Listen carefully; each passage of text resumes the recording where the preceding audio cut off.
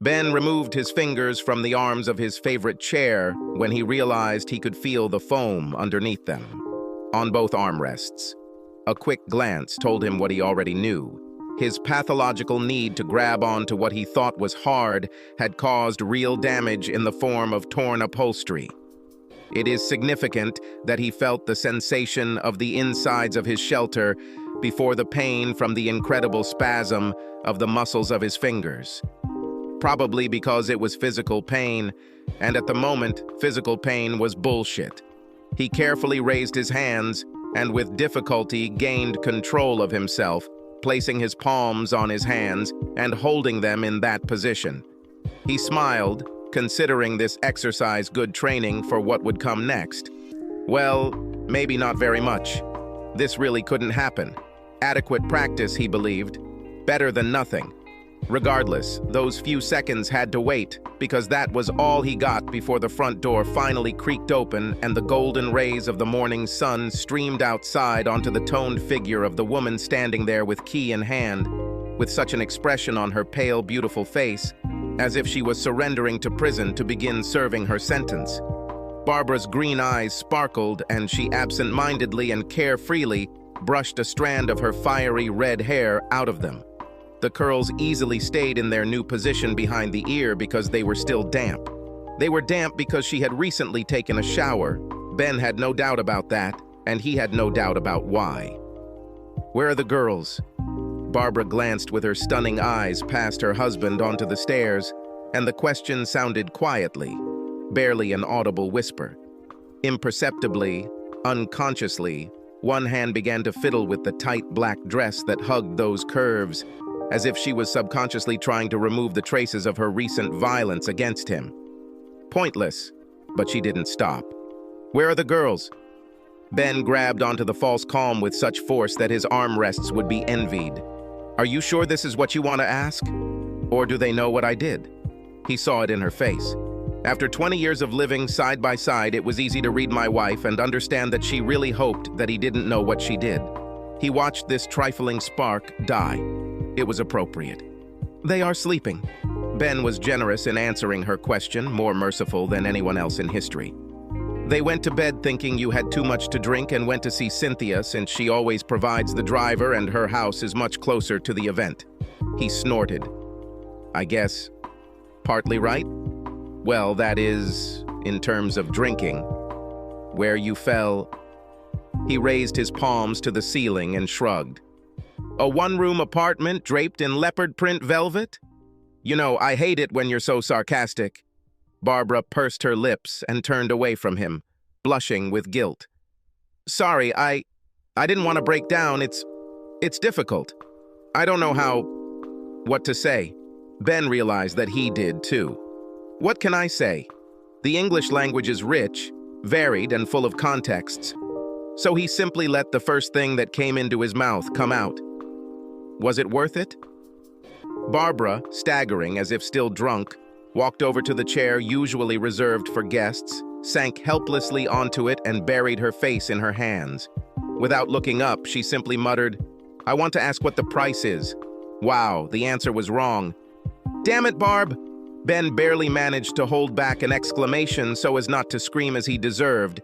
His children were still upstairs, sleeping, puzzled, protected, for now. However, he leaned forward, making sure his wife didn't miss one iota of what was inside him. "You say it can cost to go? That the fact that you have a horny party planner maybe be normal? If what? If you can keep your happy lying life intact?" "God, no, Ben. It came out..." Barbara looked at him again, but her sincere emotional plea was suddenly interrupted. "Lying? What do you mean, deceitful? I am happy with your life." She leaned forward. "With you. Day. Mo." Ben sank back into the chair, away from her outstretched, searching hand. "Happy people don't do what you did, my dear. Decent wives don't shamelessly flirt with fashionable gym rats for weeks and then tell their husbands they're crazy for being wary." He was already on his feet, although he did not remember getting up.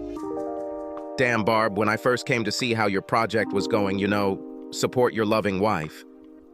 You tried to tell me that he is gay. Barbara blushed and looked away. You shouldn't. I remember. Yes? Do you remember how I actually physically removed his hand from you? That this had to happen twice before you dropped that lie and moved on to warning me against attacking him because he's the type who would definitely call the police? Then she sobbed. Yes. Ben, honey. He narrowed his eyes and took a step towards her. Fine. The exam has been passed. Your brain is still working. Although I still have a lot of new questions. Let's start with this. What is the ultimatum? Ultimatum? She sounded genuinely puzzled. When I told you that everything was already done, yours and Cynthia's charity ball. When I said that what I saw was too much, and I'm not an idiot. Ben looked up at the ceiling, collecting his thoughts before meeting her gaze. And you said that I'm an idiot. And what if I'll forbid something for you? You show me how much. That ultimatum, the one you put forward the day before you left last night, informing me that I could not accompany you. So why? The best defense is a good offense? Barbara laced her fingers together in her lap and studied them intently. What should I have said? The truth. That another man got into my head and stayed there, no matter how hard I tried to get him out? That I was struggling, losing, because I didn't know how to play the game? That I feel something for a man that I haven't felt since college, because you and I are so intertwined that it's no longer an adventure? She finally looked up, and Ben was surprised by the sincerity he saw there. I forgot, Ben. I forgot what was true. I forgot you, even though you were right in front of me. She sobbed again, and real tears began to well up. You are a victim of your own success, my eternal love. You're good, too good. I have never been tested before because you make me happy, my life easy, and my soul content. Todd. She bit her bottom lip briefly because of what she saw in him. And he was like a one-in-a-million guy who was in the right place at the right time. She shrugged her shoulders. I don't even know such a word. He turned me over.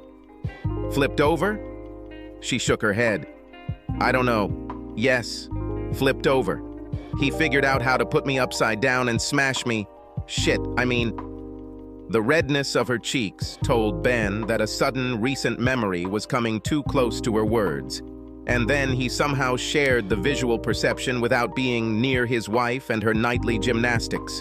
Bare asses they take turns driving piles, bent spines and fingers curled like claws.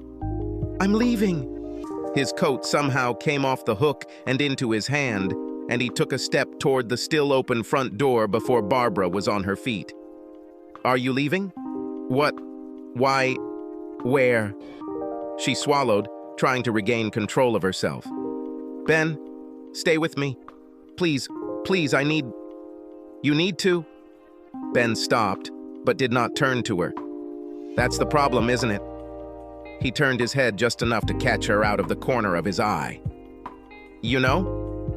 I'll tell you where I'm going, since I only guess now. He looked at his watch. It's Sunday morning, 7 o'clock.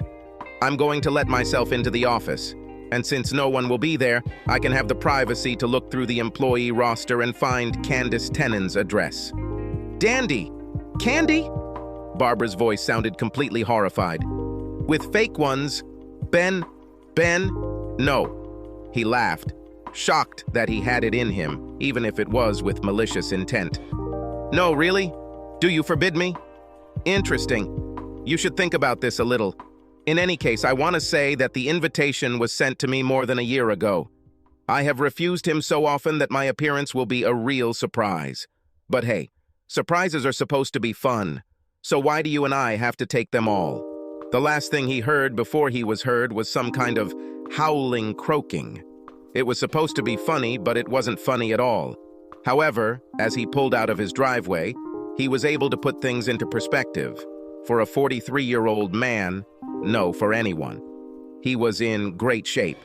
That's a good thing because knowing Dandy Candy has the best body money can buy, he's going to need all the stamina he can get. Barbara lifted her fingers from her favorite chair when she realized that the house was almost completely dark and she could barely see anything inside, that her home is lost to her.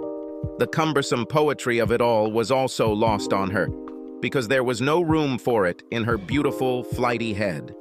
She wondered if they would turn on the lights and make all the noise that teenage girls usually make, if they were there. As it was, she sent them to Cynthia an hour after they woke up, saying that she and her father had special plans, and they needed time to work on them without distractions. Another lie was not convincing, but by that time Barbara had nothing else left, and her children were gullible.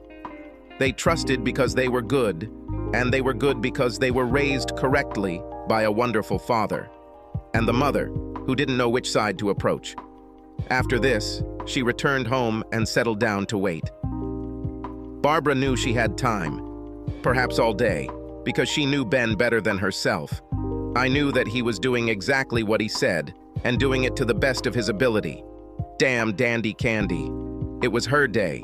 She was floating in the open waters of her own mind, with no direction and no closer to land. This use of her time was unfortunate because it meant that Barbara was still, let's just say, wandered in the dark when the front door opened. She squinted at the silhouette of the figure standing there, clearly watching her, and didn't know what to say. So she said simply, "How's the slut doing? I hope you took advantage of the protection. Otherwise, you basically just fucked half the dudes in your..." She pursed her lips. "Too late. Because you stopped at the pharmacy on your way to leopard print heaven." It was strange to receive the cold truth from a foggy blob of shadow, but it was the truth, and Barbara did not react except to hug her pajama-clad knees to her chest and press her forehead to them. Hidden like this, she could only listen to her husband shuffle his feet, expressing his disappointment without words. "You're angry," he finally spoke after an eternity, and when she raised her head, he loomed over her. "You're angry. What did he expect? What did he want her to say? Are you angry? And that's all? Your husband? The man you've told repeatedly you value and love, just spent hours having sex with a woman you can't stand, and you're just getting angry. You just..." Barbara saw Ben's life force leave him before he turned on his heel and walked in the opposite direction. "Don't wait for me until the morning." This time, the door slammed shut without an awkward exclamation from her. In another life, this might have meant something. Ben's morning return home was reminiscent of the first act of a stage production. First, he greeted the family sitting at breakfast. He had somehow managed to figure out the lie Barb had told their daughters, and then convinced them that he had been out all night running an errand, even hinting, through the bile in his throat, that it had something to do with his wife's charity work. He felt bad, and not only because of the merciful deception. The hours spent hanging out with Dandy Candy were, well, some of those not to be forgotten. This, in fact, was the point, to throw everything out of his head and forget about his rotten life for as long as possible. But it also did not leave room for planning what to say to the children, whom he, to his shame, forgot against the backdrop of his own spiritual pain. So, given an easy way to dodge the bullet, he took it and joined in with Barb's lies. And yes, he felt bad because he knew that he had taken advantage of his daughter's naivety. Their happy, trusting natures, raised by a mother who was phenomenal, until, apparently, she forgot. "Girls, you'll be late for the bus." Ben smiled at his treasures as they simultaneously hugged him goodbye, conveyed the same to their mother, and then, giggling, walked out the door. He looked for a long time in the direction where they had gone. A very long time. Enough for what he was doing to become too obvious. "Ben, we have to do this." He heard Barbara get up from the breakfast table.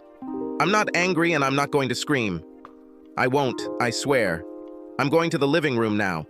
Please sit with me." Although it was petty, he waited until he was sure she was out of sight before turning around. After a moment's hesitation, he finally followed her and returned to the heart of their home, where his dear wife of almost half his life had waited in her chair, turning her face towards his favorite chair. She looked at him silently over her shoulder with pleading eyes so loud that they might as well have been screaming. He sighed, resigned himself to the torture he knew was coming, and sat down. I understand now. Understand. Barb's voice was quiet, and she could only look at his chin when she spoke, but she spoke clearly and understandably. You needed me to feel it. That's why what I said last night pissed you off. She hiccuped and ran her thumb across her cheek under her eye. Knocked you out of yourself. You didn't care. Ben realized that his eyelids were drooping and suddenly raised them back. When I returned, you attacked me, angry at me, blaming me. Doesn't matter? Doesn't matter. Barb perked up. Her shiny green eyes became completely round. Ben? God, I was dying inside. How could you not see this? I wasn't actually angry. Damn it, I was creating a shield. She tried to crawl out of the hole, clinging with her claws. I don't blame you, and I didn't blame you last night. I know it happened because of me. Damn it, I know it. She banged her little fists on the arms of the chair. And when I saw you, when I had to face what you did, I didn't know how to react. I didn't know what to say. I didn't know who... She stopped herself and looked away. Who I was. Ben was made of stone. It sucks, doesn't it? Barb hung her head, covering her face with her red curls. Sorry, I feel like... Here it is. Ben screamed so hard that a drool flew from his lips. Do you understand that this is the first time you have apologized? Understand? From the moment you walked through that door yesterday morning, you've been shy, evasive, even belligerent as hell. But you've never once said you're sorry until now. Until you're backed into a corner. He shook his head. I don't believe you, Barb. I owe it to say. She was quick, and somehow she took his hand in hers before he realized it. My God, for decades we were practically the same person. How could you not see that with every fiber of my being I regretted ever looking at this man? No part of what happened was worth even a second of the pain I felt. What pain? Ben leaned back. No, I'm serious. Describe her. You said that now you understand everything.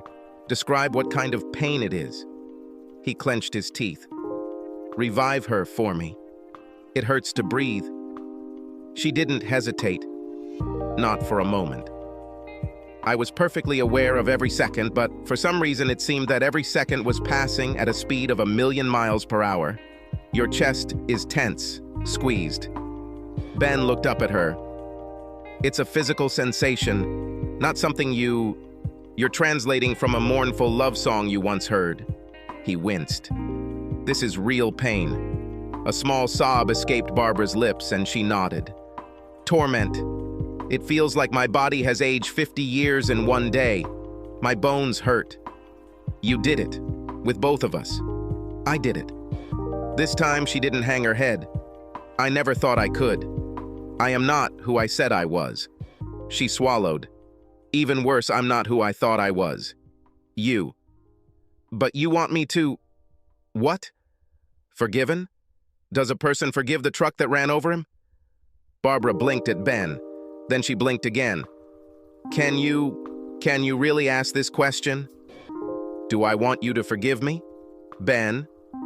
Without forgiveness, there is no you, and I would rather break my bones than live without you. Broken bones won't stop your ass from being used by others, so it's a good deal for you, isn't it? It was rough and cruel. He knew it, but he wasn't going to stop. That's not... Barb rolled her eyes lostly. What can I say to this? Your trust in me is broken, I understand, but one night cannot erase 20 years. It simply can't. I screwed up in ways that none of us could have imagined, but I didn't have a brain transplant. I had a moment of weakness. And this will never happen again? Ben growled at her. Are you saying that you found the only guy other than me in this world that you'll ever find attractive, and now that you have him, you're ready to settle down forever? No. Do you think I never found other men attractive before smooth-talking Todd? Lord, you know that I don't really like false modesty. Look at me. I've been fighting off men trying to seduce me since our first date. Hot men whose hotness didn't matter to me in the slightest because I had your delicious, loving, fantastic ass. Then what the fuck, Barb? What happened this time? I saw this asshole, and there are a dime a dozen like him. Nothing stays the same forever, Ben. Nothing. Barb's nostrils flared and her blush rose to her hair. Every fortress has vulnerabilities if you don't pay attention to them. Mine was larger than I expected. The beautiful decorations inside made me think the gate was still as good as new, until the barbarian came with a battering ram. I don't even know what this means. Ben drooped, quickly losing energy. How is that supposed to convince me that you are trustworthy? I am the child who touched the burning stove. Barbara even giggled. Almost literally, we established how much pain I was in. How many kids do this twice? Pain teaches. Suffering is a masterclass in life. She stopped, and an expression of horror suddenly flashed across her face. Barbara closed her eyes and ran her hands over her face. God, I can't deny what's probably going to happen, can I? Even if you can't live with what I did, if you do, you will leave. She shuddered and sighed. I will never do this again. No matter what form of existence I find myself in, I will never let my guard down, and I will never again take my powers for granted. Ben hid his face in his hands and was silent. It was too hard. However, after a while, he felt his wife carefully, tenderly, touch his shoulder. Do you know what you didn't ask me? The question I've been waiting for since I saw you in that chair yesterday? Why did you spend the whole night with him? Ben muttered. I didn't ask because I know and I'm not ready to hear it out loud. I'm not protected, as you would say. Barb pulled her hand back. You know, you do not... He's, what, a few years under 30? I think it took about a minute. You enjoyed yourself for hours. Why were you with Candace all night after you were with her all day? Ben raised his head, angry. You can't wait to avoid going on the attack again, huh? I don't... Barbara raised her hands, pleading. It was not an attack. Like I said, I understand everything. It's killing me, but I understand. No, I mean, what exactly kept you there? Sex? Was she better than me? Did you enjoy spending time with her more than with me? Because I don't believe in it. Crazy, but Ben couldn't help but grin. Like you said, no false modesty, right? Well, she really knows what she's doing. And she was, grateful when I knocked on her door. Honestly, it was amazing. Shouldn't be surprising, but it doesn't matter because I'm better. Barbara grinned, and for a moment Ben saw the racy girl he fell in love with on their first date. So that's not why you kept having sex. You kept having it because you had something to prove. Flag. God! What then was it supposed to prove? You? For the first time? Not a damn thing.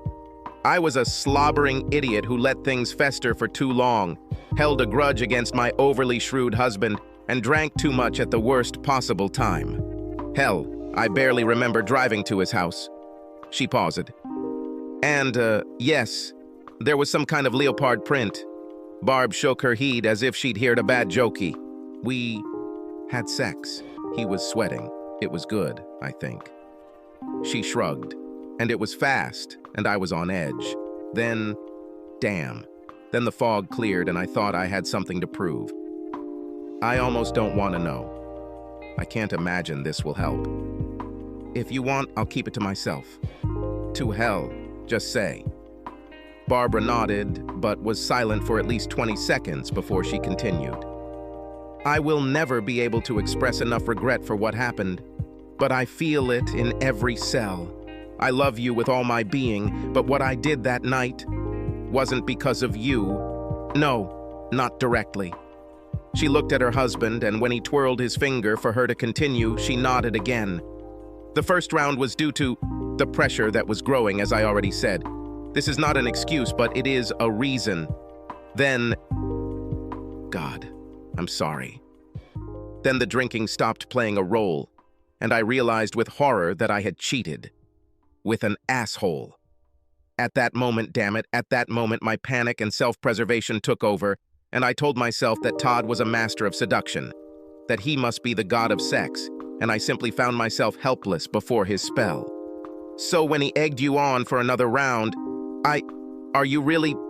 She moaned. Okay. That time I thought that if I was helpless, then I was helpless. Helpless women who are victims of a strong personality, they go with the flow, I think.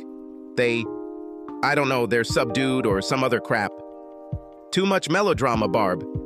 This is madness. This is what you understand in the light of day. At night, when you have sex, you stop thinking. She rocked back and forth, her nervous energy boiling over, as well as her words. It was the worst possible combination. The dam broke from the very first hole. The asshole was determined, and I had the idea that if I was cheating on my ideal husband, I would have to be helpless to do it. It was something I clung to avoid looking myself in the eye. This was what I had to prove. And you proved it. All. Having sex. All night long? Ben slammed his fist on the chair. I slept all damn night. I passed out after we fucked each other, I think 3 times. I was swimming in gin, what did you expect? The shame of what I did will stay with me for the rest of my life. I know that. But the act itself, it lasted, I think, about 15 minutes. 15 minutes of mediocre sex that I had already forgotten. 15 minutes, and now I'm on life support. She began to cry, and Ben had to fight himself not to hug her. Knowledge is not power, my love. It is a curse.